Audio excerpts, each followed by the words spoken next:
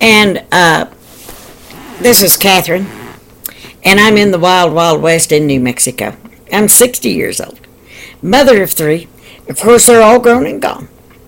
And this is as you see in my living room. You can see my kitchen in the distance there. So I'm just going to be down to the grassroots of this. And this is the first episode in Southern/Western men, how to spot them, and how to deal with them if you choose to. This will be mostly for young women. It can be for the upcoming Southern/Western men too, if they are willing to see it and make some changes. I'm 60 years old, as I said, and I was born into this culture, lived in this culture, escaped this culture, and returned to it. And my viewpoints have come in handy for many, many, many people. Now, it's also going to be very comedic. It's going to be very funny, because Southern men do some of the strangest things. So, let's get started. The Southern-Western man, we'll start with him in childhood. He begins his life being raised by two parents from this culture. The wife is usually, this is the typical, usually a stay-at-home mom. Whether it be in a manufactured mobile home, trailer, or the big fancy 8-bedroom, 8-bathroom homes, the culture is still the same. The man is absent of any responsibilities to the home and does just barely a touch at child rearing, thank goodness. But the mother does the majority. The mother has also bought into this culture. The man is the leader of the home. He's the head of the household. His decisions are final. He makes all the big ones. Now, his wife might have something to say about him, but he doesn't take them into consideration. Really, because when she starts discussing such things, all his mind is telling him is she's a woman. She's not capable of making these decisions. She's too emotionally invested. And it will influence what she sees as right and wrong. So, this man and their home, here is a description. There will be one, at least one, possibly two, big barca loungers, recliners, in the living area. There will be a table between. There will be a stack of remotes. There will be a good TV in the short distance, you know. And these chairs will be very mutely colored, brown, smoky blue, black, you know, subdued colors, manly colors. The woman will, of course, keep this home in the standard in which her husband has set. If he's a messy guy, if he's not collected in his life, if he's not self-disciplined, then the house will be also that way. If the husband is a control freak, then the wife will certainly keep that house immaculate, because that's what is expected of her. The food in this house, of course, will be what I call white trash food. White trash. It's not an attractive name, white trash, but I use that euphemism to describe a lot of things. White trash food is mainly a carbohydrate-based diet. Now, I'm talking like a nutritionalist. And I do that for the people that are watching this to get a grin, you know. But a lot of folks watching this will also see themselves in this. And I do have to get a giggle out of it, and it is at your expense. So you'll just have to forgive me for it or turn this video off. Okay. The food I'm talking about lacks any live green food of nutritional value.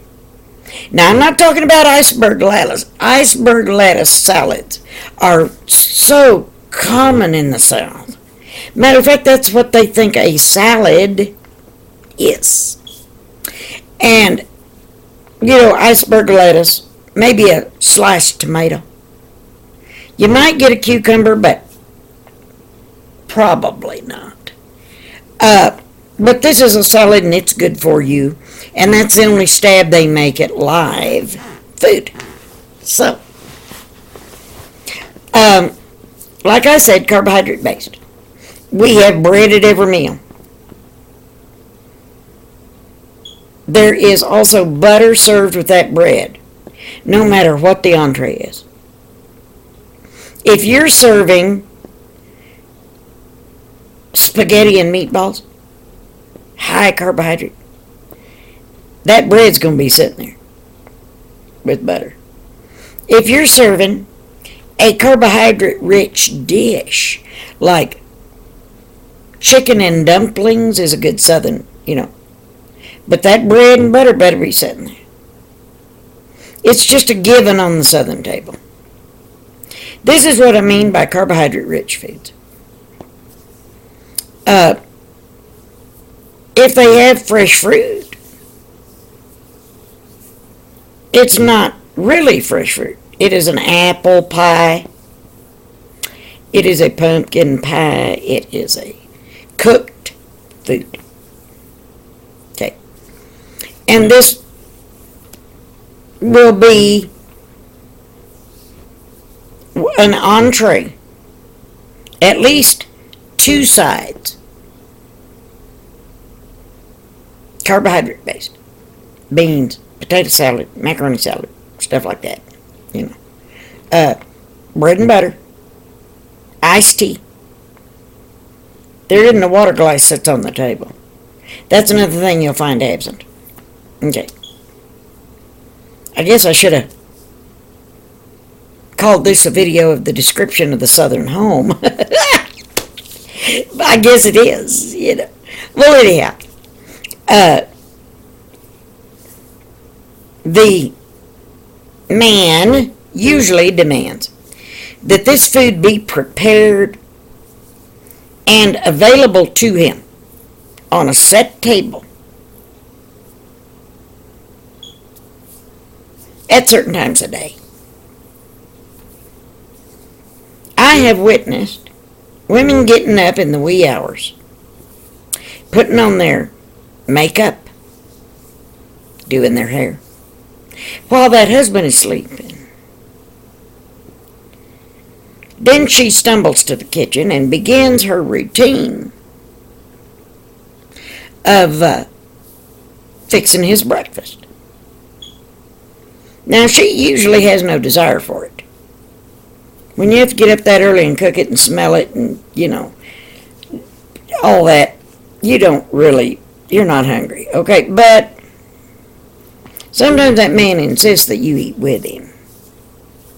But I've seen that up for grabs. But as soon as he smells the coffee and bacon and biscuits, he can be awoken very easily. You know, you don't, sometimes even by himself. But usually you'll walk in, honey, breakfast is ready. And the man staggers around to get downstairs. Coffee's the first thing in his hand. He sits at the table with that coffee set, with his place set, you know. Not formally, informally, usually. But waiting for his breakfast plate. Now that breakfast plate, of course, scrambled eggs, or eggs of any description, usually fried. Hash browns, biscuits and gravy, pancakes, sweet syrup, sausage, just tons of bacon and sausage, of course.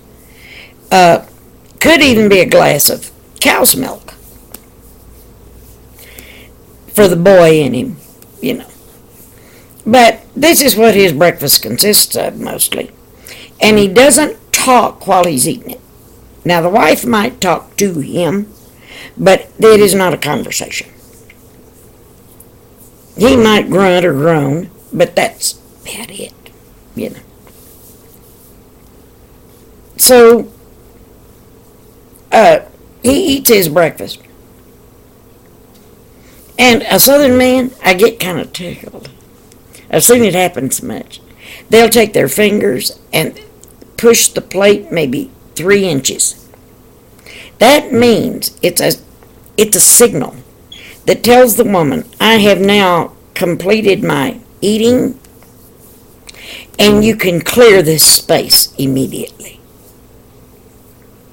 She picks up on this, of course, even unconsciously, and goes to get up, picks up that plate. Did you get all you want, honey?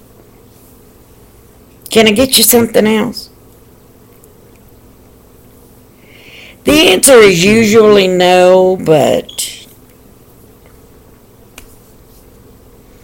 So he'll pull his coffee to him, and he'll lean back like this, and, honey, like that. That's about as big a request, formal request, as you're going to get. She'll come, oh, honey, let me heat that up. She will either refresh or fix another while he's got the paper. His legs will be crossed. He'll be sitting sideways at the table so he can cross his legs.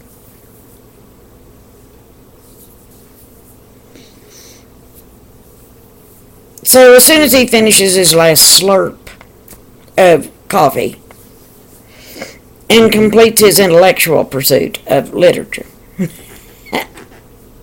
you'll excuse me, he'll say, well, and he'll slap his legs.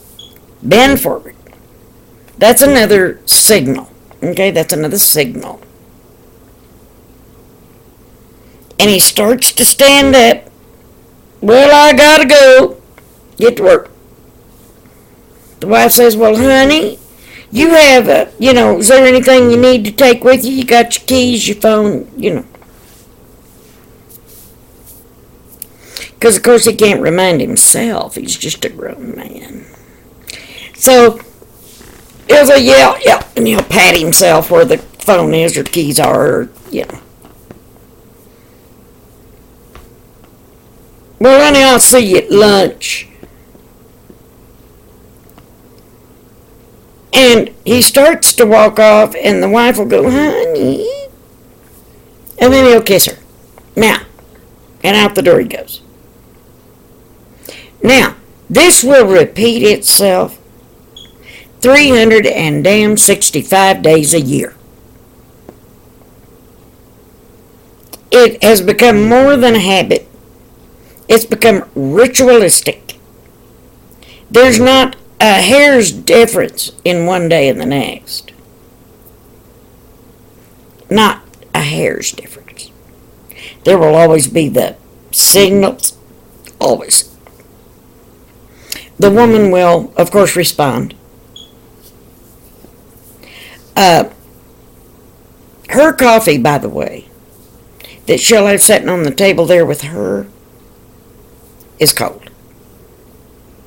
She doesn't get a good cup of coffee till he's gone. And that coffee is set there for an hour. But hey, good enough for her. At least she's by herself. She can relax a little and suck that coffee into her soul because the day begins. Now, a child born into this house sees this every day. Sees it. Every single day. Doesn't matter if it's one child or 50 kids.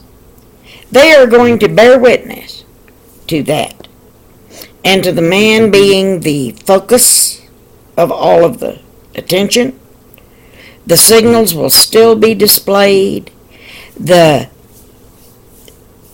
doesn't matter what kid is at the table. Even a crying child. Even children that are a little upset or getting in tussles. The attention doesn't go to them until the ritualistic behavior that's going on between the man and the woman is served. Without a hiccup. I've seen it repeatedly. Now, I know this sounds bizarre to some young people. They've never heard of such a thing unless they've got a grandma and grandpa that live in West Texas, Louisiana, Georgia, Alabama, Mississippi, New Mexico, Western. But it stops about there. It stops there. It doesn't go any further west. But I've seen it over and over and over. And of course I witnessed this myself. So, through having very little parenting, I tried to repeat that process. And my spirit was very resistant to it. I think I knew internally that it was just wrong to live life that way. But I had to emulate what I saw, because that's all I knew. It's all I knew. So I desperately tried to do it. Okay. Now, this is how your husband, or your prospective boyfriend, husband, significant other, whatever you want to call him, if he fits this criteria of being born to these parents,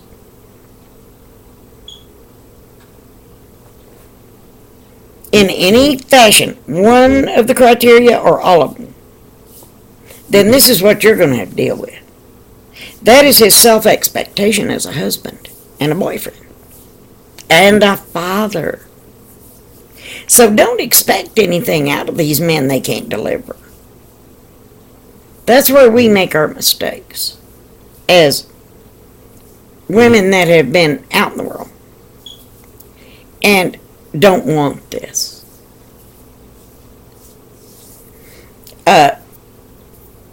But I'm giving you clues how to recognize it.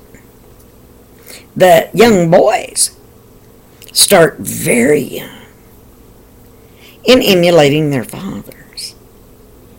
They'll wear the same kind of clothes. I mean, when they're little. If they're Western boys, Southern boys, they'll wear the same kind of clothes. Hat, always a hat. You'd think it was to cover the crown of their head because the glory of God is too bright, but it's not. Okay, hat. This boy will take a bath as often as his father does. He will clean up, wash his hands after doing a dirty chore as often as his father did. He will learn the rituals. He'll learn them. He has to. He sees them every day. And that's what he will emulate. So, when you choose a Western Southern man to be your life partner, girls, you have to take these things into consideration and judge whether or not you can become a part of that. There will be no focus on you. None. Zero. You have a role in that household. Big one. Immaculate house. Or however the standard of the man is. You are responsible for raising the children and everything goes with it. you are responsible for all household chores, including his laundry. Because I'll tell you what, if a man goes to find his favorite pair of underwear in the dresser pull drawer and they're not there, he will come unhinged. Some a little, some a lot. But that's the extent of that. The woman's role is supposed to be done in silence, in the background, like fairies come in and do it, as far as the man's view goes. He doesn't actually ever see his wife scrubbing the toilet, or scrubbing down the kitchen stove, or cleaning out the refrigerator, or hand scrubbing underwear and socks. It just appears for him. So he doesn't make the connection. Now if asked, he'll say things. He will. He'll say things like, well, of course she does it. You don't think Oh, no, that's her. Of course she does it. They didn't know it for positive, but he has drawn that conclusion. Okay. It just happens to be right. Okay. So, there's a lot more to this. Little nuances, Even a social situation, how the woman has to conduct herself, behave, children, among, social situations in front of his friends, But we will move on to those as I add to these chapters. But there is your beginning.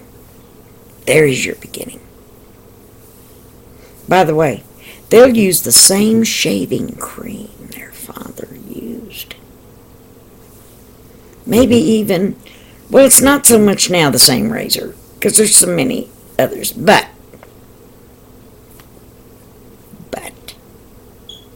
be guaranteed when he's shaving, that's one of the messes you'll have every day, if he shaves every day.